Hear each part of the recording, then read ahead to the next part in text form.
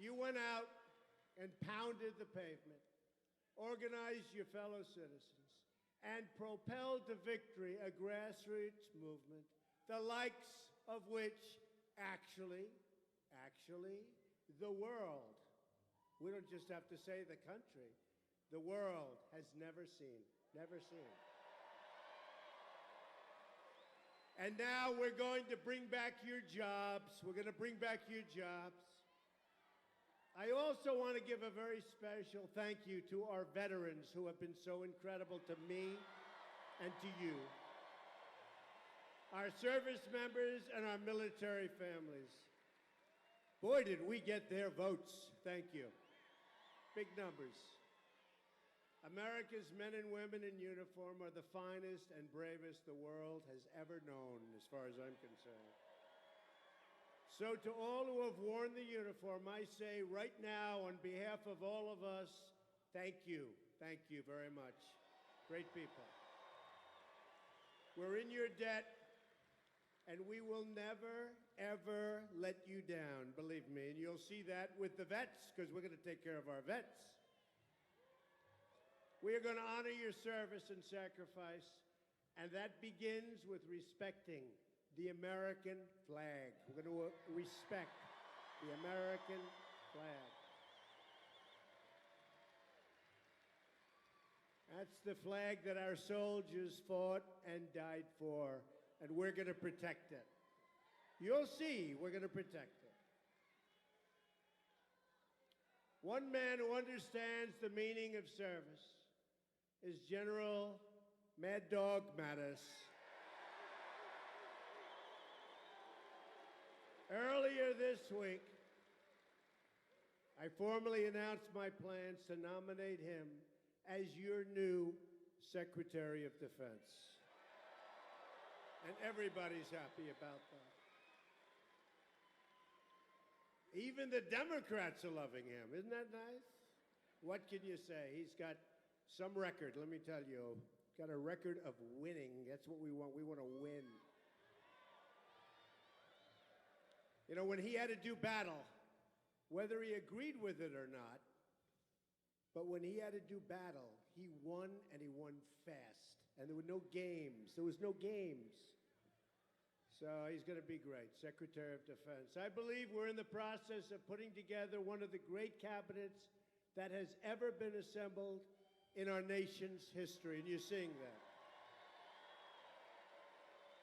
And you'll be seeing some more names coming out next week that are phenomenal. One of the most critical issues we will have to tackle is education.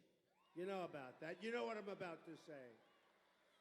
America spends more on education than any country, by far, and yet our results are terrible. We spend more per pupil than any nation in the world, by far. And you look at Sweden and Denmark and Norway and China and Japan, and they're all at the top. And you look at us, spending much more per pupil, and we're down at the bottom. We're going to change that. We're going to reform our broken education system to put students and families first.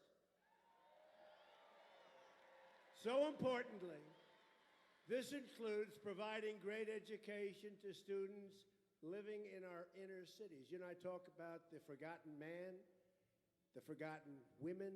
Well, let me tell you, they're not so forgotten anymore, by the way, in case you haven't noticed. They're trying to figure out, they're still trying to figure it out, the media. Where did all these millions of people come from? I knew they were there. They just never had the incentive to go out and say, I like this person. But boy, did they come out in big, big league numbers. Our reform plan includes eliminating Common Core, bringing education local, and providing school choice. We want every child, every single child, low income, we don't care where they are, where they live, every child in America to be able to attend the public, private, charter, magnet, or religious school that is right for them. Choice.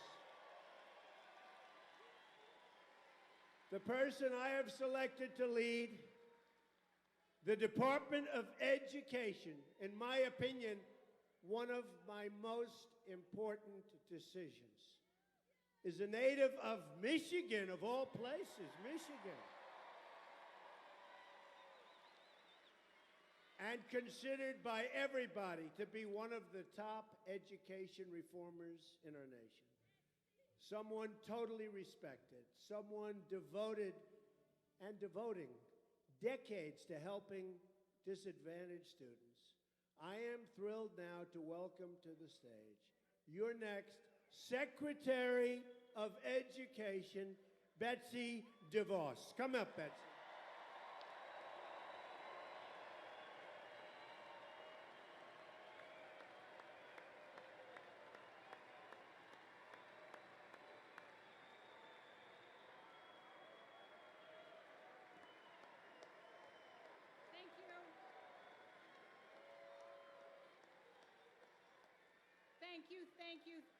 Thank you, Mr. President-elect. What an amazing leader. West Michigan, aren't we proud of President-elect Trump?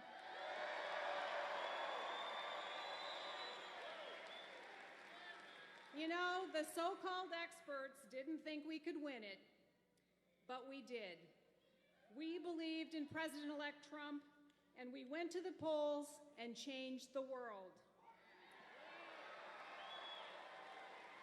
It's an amazing thing what can happen when someone believes in you. And nowhere is that more true than in our schools and in the lives of our kids. I am so excited and humbled to be nominated as Secretary of Education. And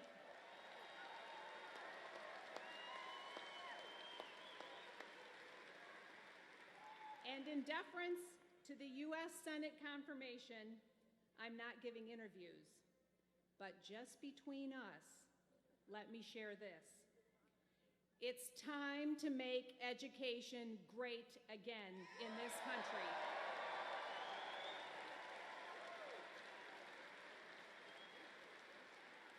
This means putting kids first every single day. This means expanding choices and options to give every child the opportunity for a quality education regardless of their zip code or their family circumstances. This means letting states set their own high standards and finally putting an end to the federalized Common Core.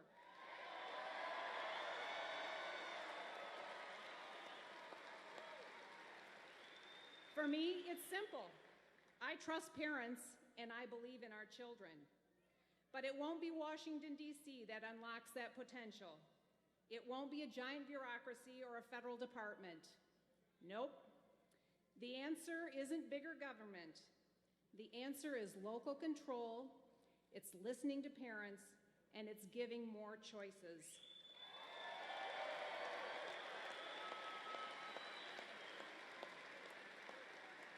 And if I'm fortunate enough to be confirmed as your Secretary of Education, our kids, your kids, will have someone fighting for them every single day.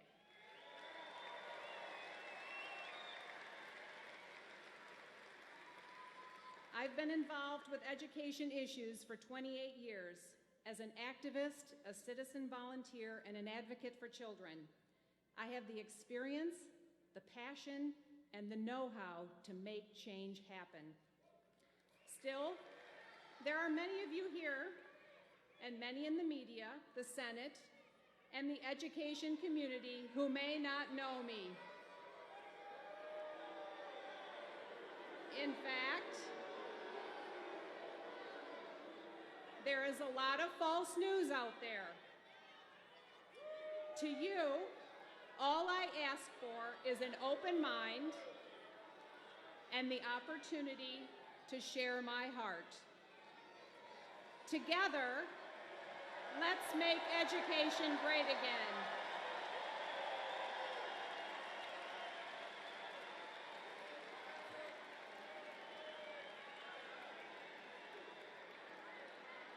So let me repeat. There's a lot of false news out there. All I ask for is an open mind and the opportunity to share my heart. Together, let's make education great again, and let's win for kids. Thank you very much.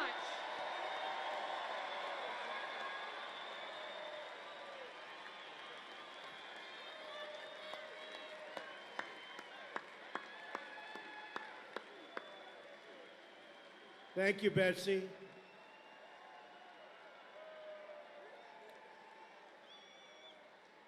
Is Michigan proud of Betsy? Yes.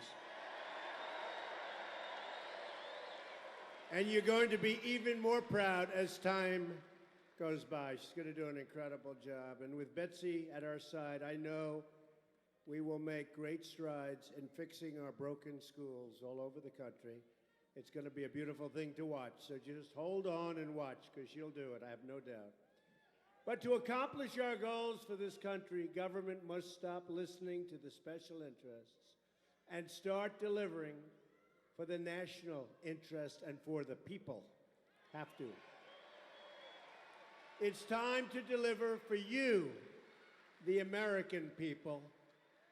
Our plan begins with bold reforms to create millions and millions of great paying jobs. Whether it's building cars, producing steel, or curing disease, we want the next generation of innovation and production to happen right here in America and right here in Michigan. And you know, so I won Michigan. And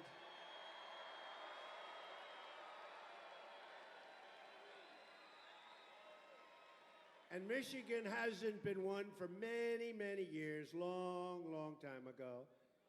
And I felt I was going to win it. You know when I felt I was actually going to win the whole thing? So I didn't have Michigan on our list of stops for that final day. And I did the speeches. I did 6 of them. It's a lot. I did 3 a day for a month. And these were big speeches. And we didn't need any entertainers to come and entertain. We needed no entertainers. Nope. We didn't need anybody. We had packed houses, thousands and thousands. But at the last moment, I said, 9 o'clock in the evening, let's go to Michigan. Okay? Right? Because I heard my opponent had scheduled Michigan unexpectedly. It was like all of a sudden, with President Obama and Michelle and Bill and Hillary, and they were going to Michigan. No, it's okay. No, forget it. That plays great before the election. No, we don't care, right? But I said, let's go to Michigan. And some of you, I see some faces, some of you were here. And tell me. So we had, between inside and outside, we had 31,000 people. And I started speaking at almost 1 o'clock in the morning. So now it was election day, right? Because now it was Tuesday. I left on Monday. By the time we got here, it was almost 1 o'clock in the morning. We had 31,000 people at 1 o'clock in the morning. And I said, we are going to win Michigan. I felt it. I said, how does somebody else win it? And we did. And by the way, I heard a half an hour ago the courts ruled we totally won it. It's over. Not that we care about that. That was just a way of somebody trying to raise some money for themselves, because they weren't very successful during the race, that I can tell you. But the courts, we had great people. And Ronna and the whole group. You spoke very well. I was very impressed with you. She didn't sleep for about 6 months, I will tell you that. But and Merry Christmas, everybody. Merry Christmas, right? Merry Christmas. That's right. They reminded me. We're going to start saying Merry Christmas again.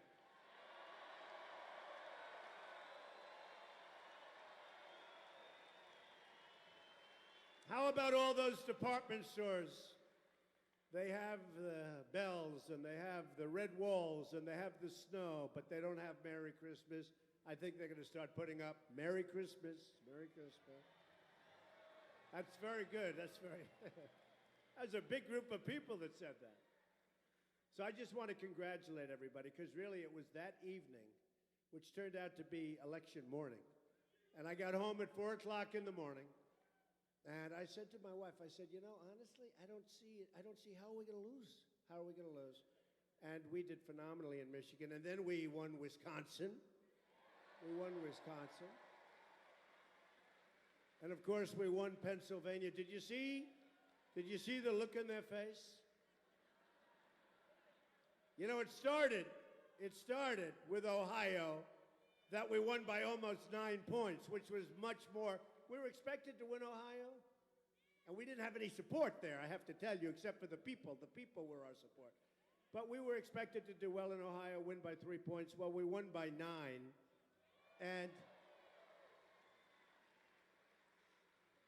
And then Iowa came in, and we won by more than 10. And we won almost every single county in Iowa. And we won one county that hadn't been won since 1952. That's a long time. And by the way, the governor of Iowa, who has a great relationship because they sell so much product to China, Governor Terry Branstad was just made the ambassador to China. That's called a good move. He likes China, they like him. That's a good move. He's going to be fantastic. So what happened on that evening was incredible. The ESPN people and so many other people said that may be the greatest single sporting event we've ever seen. So it started with Ohio and Iowa. It also started, remember they said Texas is in play, remember? Now Texas is not supposed to be, if you're a Republican, you're supposed to win. And for 2 months we've all been hearing Texas is in play.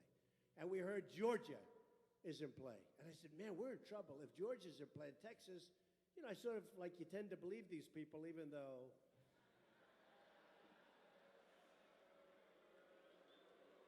Right? So the polls open and close, and now we go live on television with the numbers. And we get lousy exit polls, right? The exit polls, in fact, I got a call from Ivanka, and she said, Dad, it's not looking good. It was like 5 o'clock, you know, the exit polls. It doesn't help, fellas. You don't have to give bad exit polls. In 2 hours, you're going to know. They didn't have to do that. She said, it's not looking good, Dad. Those exit polls are not looking good. And, you know, they'd put bad questions in the exit polls. They'd say, like, many people say Donald Trump is a very, very bad person. Do you agree that he's a horrible human being? Yes or no? And the people go, yeah, I guess. Boom.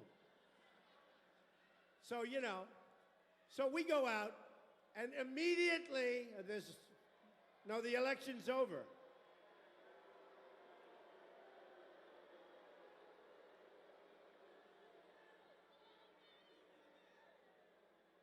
That was a Bernie fan.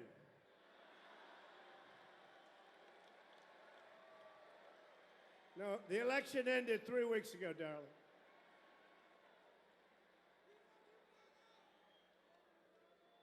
Someday soon, she will be on our side. You watch. So, it was so exciting, though. So I get these horrible calls. I get a couple of them but Ivanka said, Dad, I'll tell you, you've really worked hard. I said, you know what, Ivanka? As bad as it may be, I don't feel, you know, like in a football team, I left nothing on the field, right? I left nothing on the field. Get him out of here.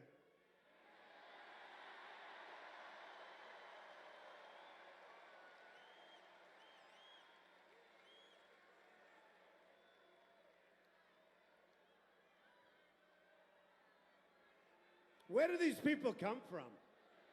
Where do they come from?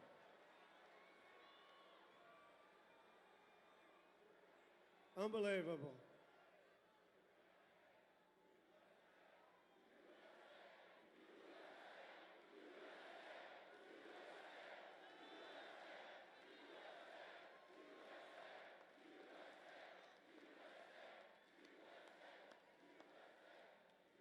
is there anything better or safer than a Trump rally, right? You ever get that? It's your rally. I'm telling you, it's a movement like they've never seen before. Look at this. I mean, the election's over. Look at this place. It's packed right to the corners. I wish the cameras would show it. They never do. They never do. A big room. This is a big place. This is a big, big place. Every place is packed right to the rafters. They never show it. They never, ever show it. But that's okay. But they hear it.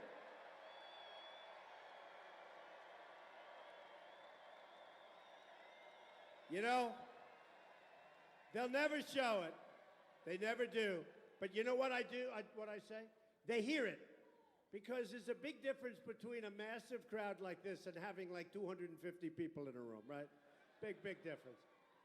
So people say, we never saw the crowd, but man, that sounded like Michigan or Michigan State, right? Which do we like? I won't say it sounded like Ohio State. We'll say it at that, right? But, so the polls close. And they go live. Now, I'm hearing that Texas is close, so I'm saying, but I'm getting all these horrible calls from my kids, from Jared, from everyone. Too bad, Dad, because they had me written off, right? They said, no, the polls. And I said to Ivanka, you know, honey, I may have lost. Because I really, you know, based on what they were saying, it was sort of like going to be it was going to be an early evening. They didn't realize it was going to be an early evening for us. And even though they refused to call it, it should have been an early evening, but they just refused. But I said, but I left nothing out there. I felt so good because, again, I was getting this news, which really sounded like it was sort of over. And I said, it's like a team. I left nothing out there. I couldn't have worked harder. I couldn't have worked. That month, we outworked anybody that ever ran for office, all right? Nobody ever ran for office that worked harder. So I was okay with it, you know. I was okay. I wouldn't say I was great. I wouldn't say I was thrilled, but I was okay. And then the polls closed, and now we get the real numbers. And that's when Ohio came in. And that's when I love Ohio. They were so great. I know you guys have a little competition, but that's all right. But they were so good. And that's when Iowa came in. 10 points, that never happens. All these counties won almost every single county and won the ones that weren't won till the 50s, since the 50s. And then I hear these states that were in play. Texas. We have breaking news. Donald Trump has won the state of Texas. And I couldn't understand it because when I went to Texas, we had these massive auditoriums and these stadiums that were packed with people, lines that were 20 blocks long. You couldn't get in. Thousands of people left outside. So I won Texas. But they said it was going to be close, and it was a landslide. Then they have another one, Georgia. It was going to be, again, they use the word in play. In play means that, you know, it's going to, go either way. Donald Trump, breaking news.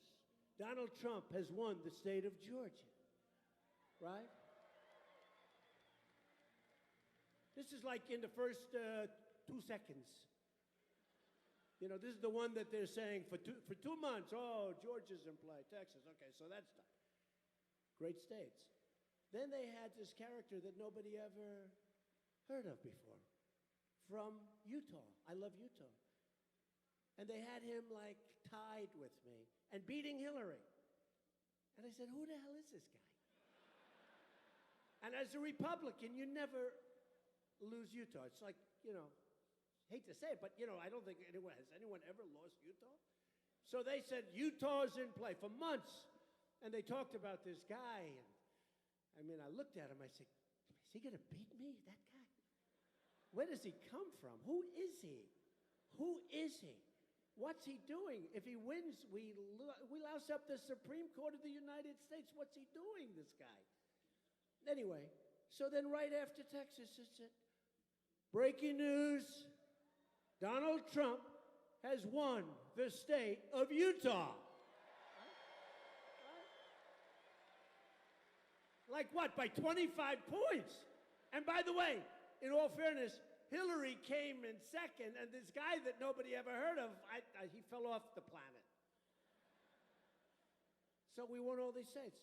But then, and a certain person said to me, very important person, who I actually got along with very well, said, when did you think you won? And I said, no, when did you think that you guys lost? And they said, well, Florida was looking okay. And all of a sudden, but they hadn't counted on the panhandle. That panhandle, boy, what was that, like 91% or something? Those are great people, workers. And we were doing well in Florida, and they weren't liking those numbers because we were like even. We hadn't gotten to the panhandle. And all of a sudden, breaking news, Donald Trump has won the state of Florida by a lot. By a lot. And then we just went right up that coastline, right? We won South Carolina, and then a big one because they put all of their eggs in the one basket. And they said, they were interviewing people on television from the other side, you just lost Florida. I said, well, we're a little disappointed, but we have no problem because North Carolina is our firewall. He can't win North Carolina. Can't happen. 2 minutes later, we have breaking news. Donald Trump has won the state of North Carolina. Big league, big. We won it big. And you know, I knew they had problems because they took the convention center, and I just took a ballroom. You know, if I lost, I don't want a big room. I just want to say, thanks, everybody. I'll see you next time. I'm out of here. I don't want to have, but they spent like $7 million on fireworks in the East River. So they had the ballroom, and they spent a tremendous, millions and millions on this massive fireworks display of the big barges in the river. And that was about a month before the election. But 3 days before the election, they canceled the fireworks. I said, that's a good signal. I said, is it supposed to be inclement weather? And we checked, and they said, no, actually, it's going to be beautiful. It's a beautiful night. I said, why did they cancel the fireworks? And they were in for a lot, like $7 million. Because they raised, I think they spent $2.2 billion. You know, I get no credit for this. They spent $2.2 billion. What do we spend? Like a little more than $300 million. Mr. DeVos will tell you, Mr. DeVos Sr. will tell you, too, that, you know, in the old days, you get credit if you spent less. Today, they'd say, and they used to say, she spent more money. He's up by 1 point, right? She spent more money, like it's good. No, it's bad. If you can spend less money and win, that's good. We got to remember, it's good, not bad.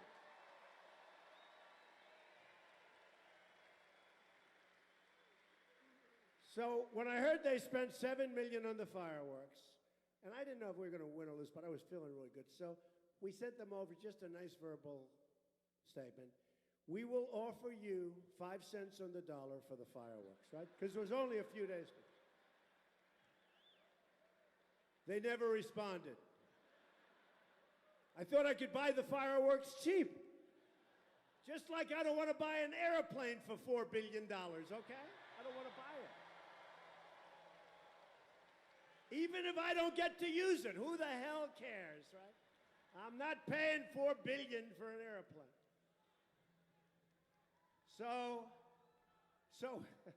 So we had an amazing night.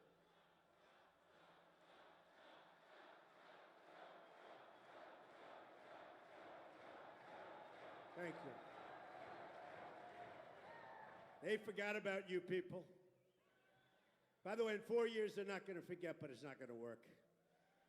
Because you're not going to forget. But so we just went up, and it was amazing. And then on top of it, we won Michigan, which these folks have done such an unbelievable job. Ronna McDaniels, what a great job. You and your people have done an incredible job. And then we won Wisconsin, which was so incredible. Because that one, you know, we weren't expecting necessarily. And it came in, they're incredible people, hardworking, wonderful people. So, and it was over. It was an amazing experience. And winning Pennsylvania, you know, Pennsylvania, for 38 years, they didn't win it. And it was always the one that got away. Every Republican said, we're going to win Pennsylvania. And it never happened. They say the bride that got away, right? It never, ever happened. Everybody said they're going to win it. And not only did they not win it, they lost it big. So I felt so good in Pennsylvania. Every time we would have these massive crowds, signs on everybody's lawn, you know, the Trump-Pence sign. By the way, how good is Governor Mike Pence, soon to be Vice President Mike Pence? How good is he? What a good choice. What a good choice. He's been great. He is a great guy, but I want to just say thank you to Mike Pence. He's been amazing.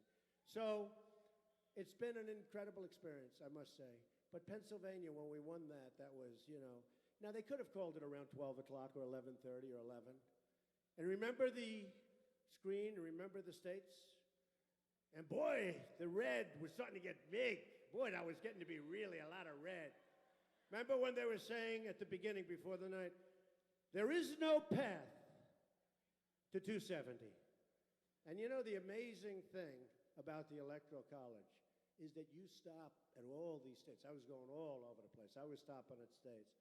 And in many ways, I'd rather have it the other way. It's easier. You campaign in New York and you campaign in California. You stop in Florida and Texas. And it's so, you know, be easy. But this does get you. I was never as much a fan. This gets you to stop at states that you're not going to stop in, and that's what our founders had in mind, and that's what people had in mind. It's an amazing thing. It really is. I went to Maine. I went to Maine 4 times. 4 times to Maine. For one.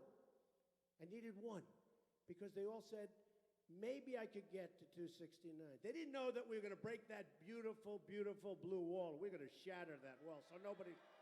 So I went to Maine 4 times for one. Now, under the other system, you wouldn't do that. So it was an amazing evening. We ended up with 306, and which was a landslide.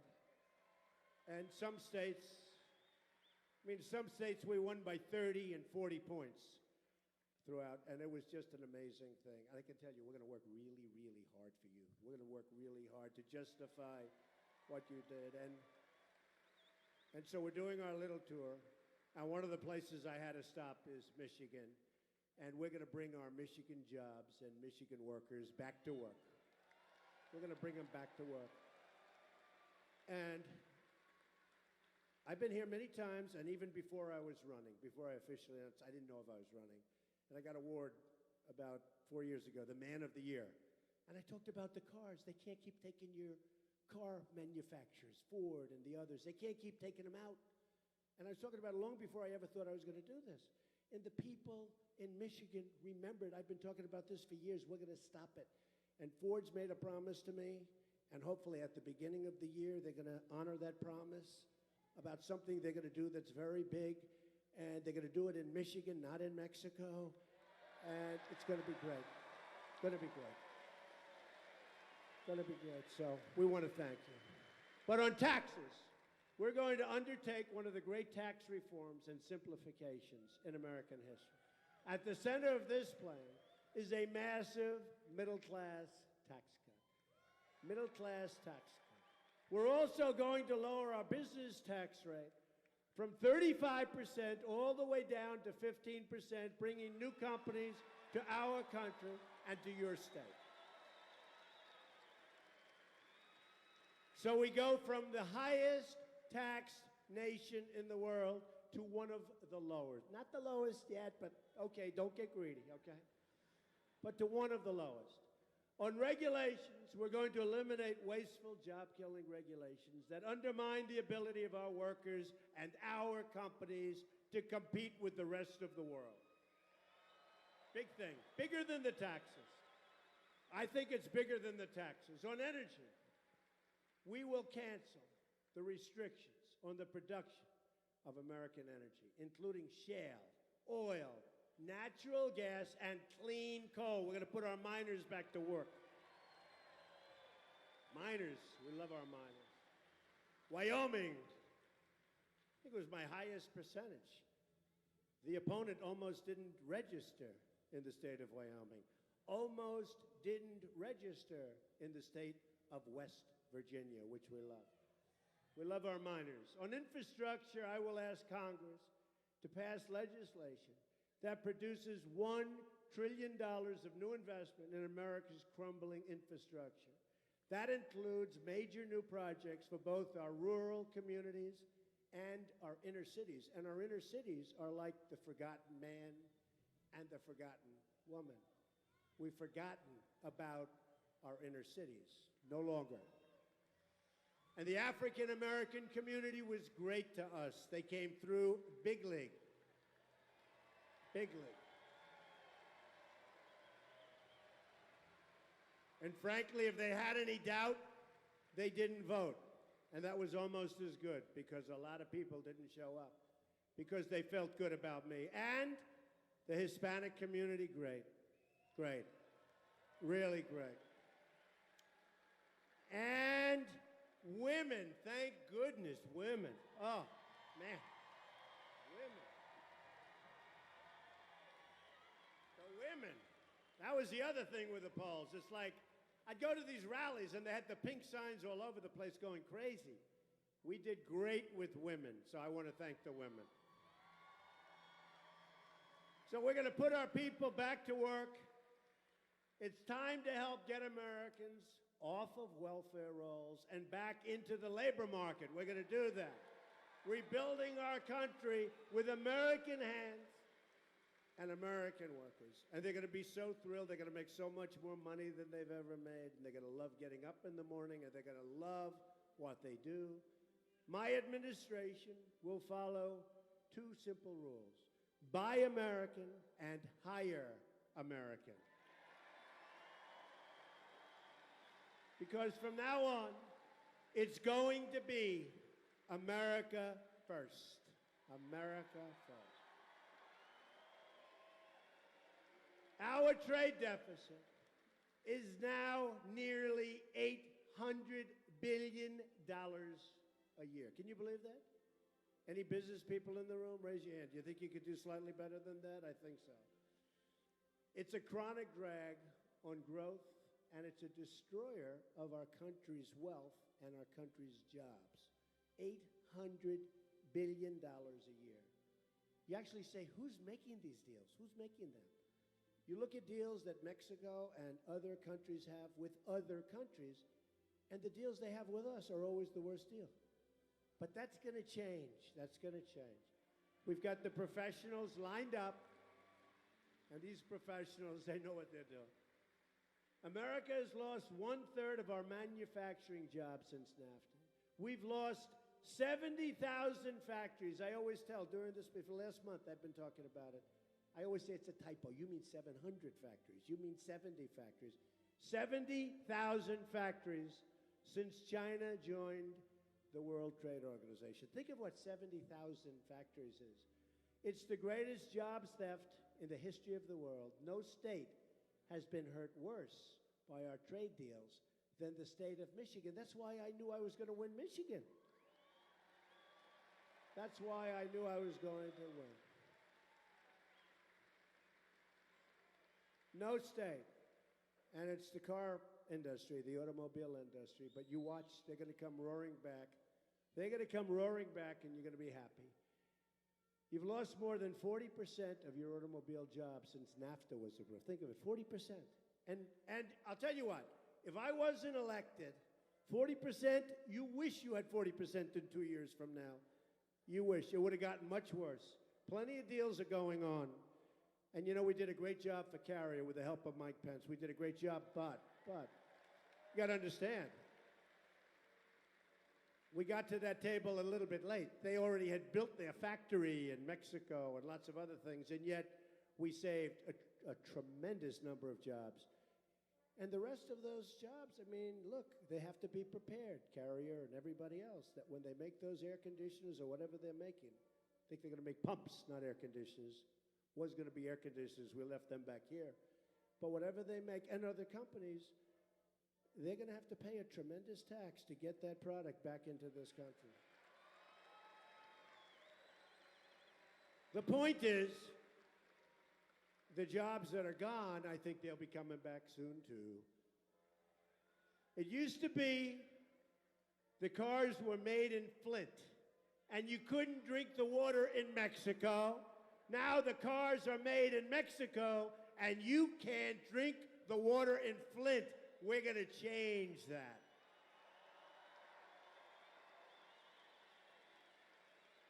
And it would have been nice if I had a little help from your governor. It would have been real nice, right? Would have been nice if we had a little help from your governor. We're going to withdraw from the Trans-Pacific Partnership, renegotiate NAFTA, stand up to foreign cheating, and fight for every last American job and every last job that belongs in Michigan. And if a company wants to fire their workers, leave Michigan for another country or anywhere else, and then ship their product back into our country, there will be consequences, folks. It's no longer to be like we're people, we don't know what we're doing. We don't know what we're doing. Go ahead, fire everybody in Michigan or Indiana or Pennsylvania, fire everybody, build someplace else, and just sell back. No, no, no more. Not going to happen. Not going to happen. If we, it's not me, I'm a messenger. If we didn't come along, our country was going to be totally drained. There are thousands and thousands of companies right now that are negotiating to get out of our country because, well, for one reason, the taxes are too high. For another reason, the regulations. So even without doing what I'm doing at the border, and there is no 35% tax, you understand that. It's only if you leave is there a tax. There's no tax on our company. We're lowering taxes. But I don't think we're going to have to use that 35% very much because when we lower our taxes down to 15% or thereabouts, I hope I can get it down to that level, but nobody's going to leave. When we lower our regulations by probably 80%, 85%, these are regulations that they're a disaster for farmers, for manufacturers, for everybody.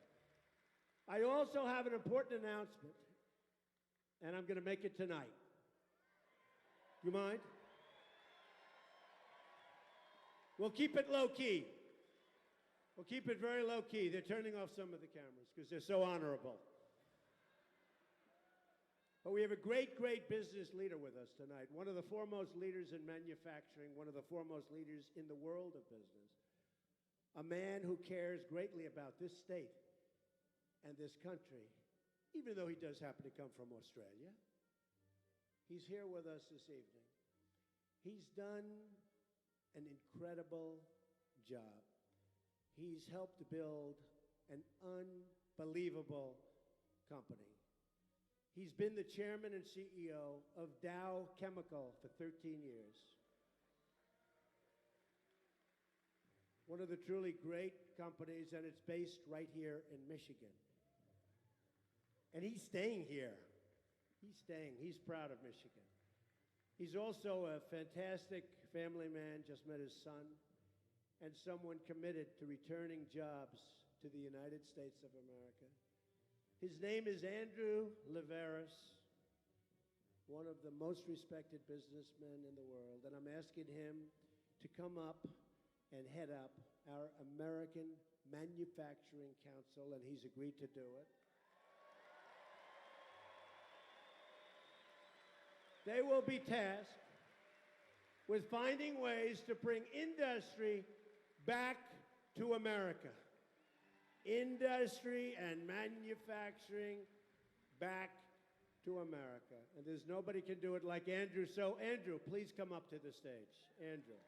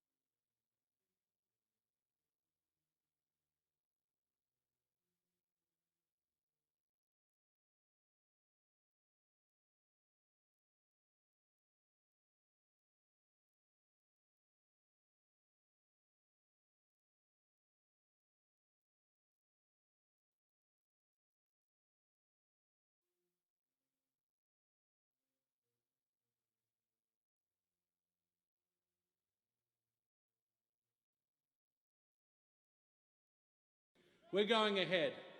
We're going to use American hard work and American brains, and we're going to fight for the Dow company out of the USA.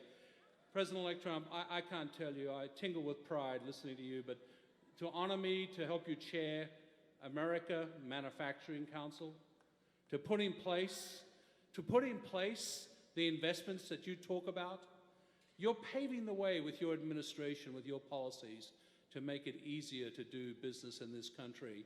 Not a red tape country, but a red carpet country for American businesses. America first, as you said. That's what we have to do.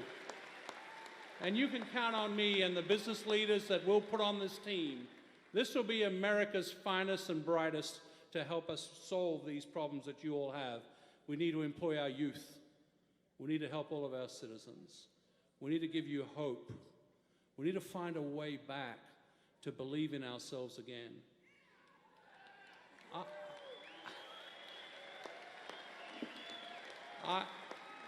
As you rightly said, I may have a funny accent. We Aussies love America a lot. I bleed America, and I bleed Michigan. That's what I do. Thank you, sir. It's an honor.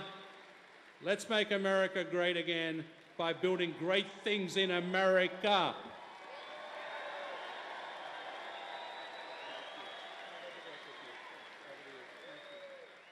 Wow. So great. Thank you, Andrew. Wow. Isn't that great? That's what's going to happen, folks. We're going to get jobs. We're coming back, and we're going to come back to Michigan. We're going to come back to Pennsylvania, all these places. New York State, you see what's happened in New York State. We're going to bring them back. So I just want to thank Andrew. And Andrew's going to announce the names of the great business manufacturers, the best in the world. And he's setting up his council next week, and he'll announce them next week. And they will be, like him, the greatest leaders there are. So I want to thank Andrew and Dow Chemical. And that's really good news for Michigan. On the military, we will show the whole world that America is strong again.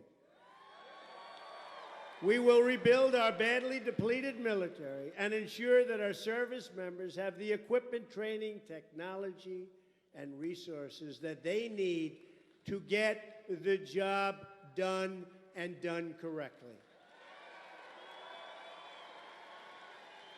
But I always add, we're going to have the strongest military in the world, the most updated military in the world, and there's rarely been a time when we've needed it like this. But I always like to add, we will never have to use that power, I hope. We're building tremendous power, and hopefully we will never have to use that power. We believe in peace through strength. We will, however, get rid of ISIS. I'm sorry, we will get rid of ISIS. ISIS has to go. At the same time, we will ensure our veterans have the best medical care in the world. It's about time. And on health care, we will repeal and replace Obamacare.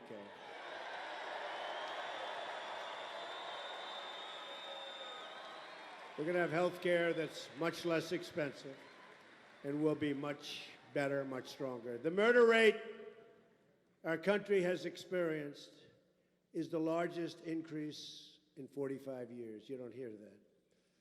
We are going to support the incredible men and women of law enforcement, and we are going to bring this crime wave to an end.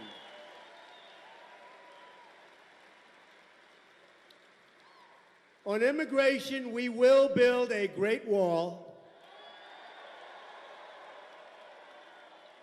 and we will put an end to illegal immigration and stop the drugs from pouring into our country and poisoning our youth and many other people.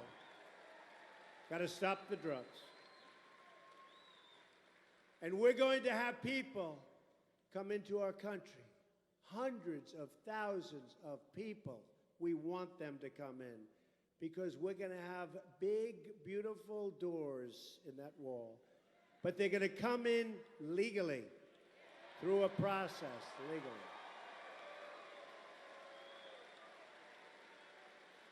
During this campaign, I had a chance to meet the amazing families of the Remembrance Project, parents whose children were killed by illegal immigrants. A Trump administration will end this long and horrible nightmare of violence.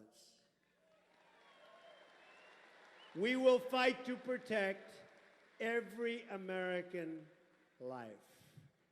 During the campaign, I also spent time with American workers who were laid off and forced to train the foreign workers that were brought in to replace them. That's not going to happen anymore. Company that's out there right now, they say you're going to train the people that are going to replace you, and if you don't do it, you're not getting your severance pay, okay? Not going to happen to our people anymore, okay?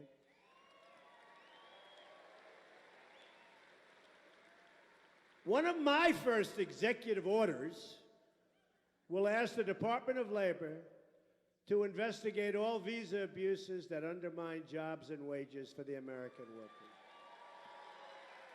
To protect our country from terrorism and extremism, I will suspend immigration and refugee admissions from regions where they cannot be safely processed or vetted. We are going to have extreme vetting. We have no choice. We have enough problems, folks. We have enough problems. We will do everything in our power to keep radical, Islamic terrorists the hell out of our country.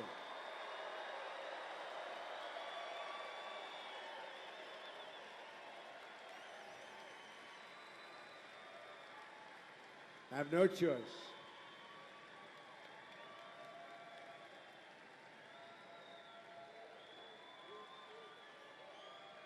Ethics, thank you. Ethics reform will be a crucial part of our 100-day plan as well. We're going to drain the swamp in Washington, D.C. You will see. I will impose a 5-year ban on executive branch officials becoming lobbyists and a lifetime ban on officials becoming lobbyists for a foreign government. And since I've become sort of involved with costs, and as business people, we sort of understand that, I think that these people that give out these billions and billions and billions of dollars of contracts to companies should never, ever be allowed to leave and go to work with any of these companies, okay? No more. Got to be a lifetime ban. Then you wonder, why is it costing so much? Why are the cost overruns so high? And I could name so many different. You look at some of the fighter jets that are being built. You look at things that are happening. And I'm not just talking about the military. I'm talking about so many other purchases. When they purchase and when they're in charge of purchasing, they should never, ever during their lifetime be allowed to go to work for those companies. They just shouldn't be allowed to do it. And they're not going to be allowed to do it. So all of a sudden, they'll start negotiating a little bit harder, right? You know the game. Come to work with us. Come to work with us. Oh, let's finish this contract first. Oh, okay, he's going to really negotiate tough, right? We face many challenges, but this is truly an exciting time to be alive. And there's never been anything like what we've done. The script is not yet written. We do not know what the page will read tomorrow. But for the first time in many, many years, what we do know is that the pages will be authored by each and every one of you. The American people will be in charge. Your voice, your desires, your hopes and aspirations, you will never again fall on deaf ears. It won't happen. You saw what happened 3 weeks ago. It's not going to happen. People are paying attention to you now. They're paying attention. These people are talking about you every night. They never talked about you. They said, oh, they're not going to show up. They're talking about you again. We have sanity back. We have sanity back.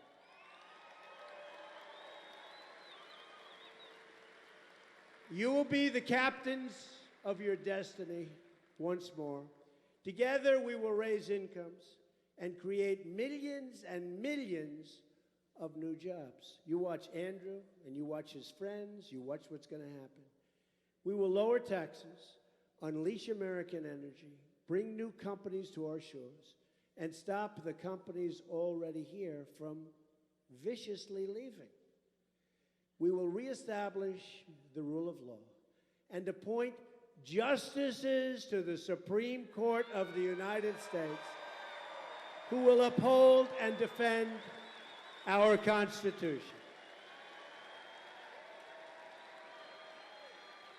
We will heal our divisions and unify our country. And when Americans are unified, there is nothing we cannot do, no task too great, no dream too large, no goal beyond our reach. My message tonight is for all Americans, from all parties, all beliefs, all walks of life.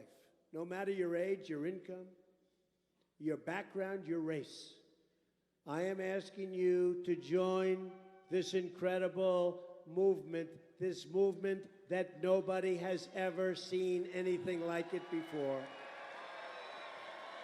I am asking you to dream big and bold and daring things for your country and for yourself. I am asking you to believe in yourself, and I am asking you to believe once again in America.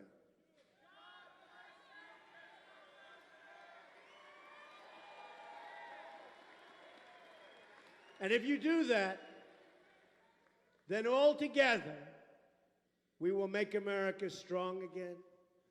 We will make America rich again. We will make America safe again. And we will make America great again. Thank you very much. Thank you. Michigan, thank you. God bless you, everybody. God bless you. Thank you.